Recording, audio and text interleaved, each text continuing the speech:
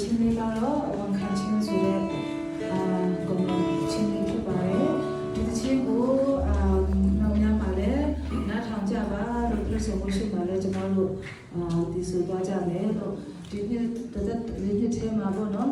ဘုရားသခင်ရဲ့ကောင်းကြီးနဲ့အောင်မြင်ခြင်းတွေကဒီ2026မှာကျမတို့ကိုစောင့်မျှော်နေတယ်ဆိုတဲ့ဟာလေးနဲ့အရှိနာကမှာကျမတို့ဟာကျေဝချင်းနဲ့ချမ်းသာခြင်းကကျမတို့တက်နေတဲ့အရာမဟုတ်ဘူးယေရှုကြောင့်သာဖြစ်တယ်ဆိုတဲ့အရာလေးနဲ့ကျမတို့နေရာပုံမှန်ချင်းနေကြတယ်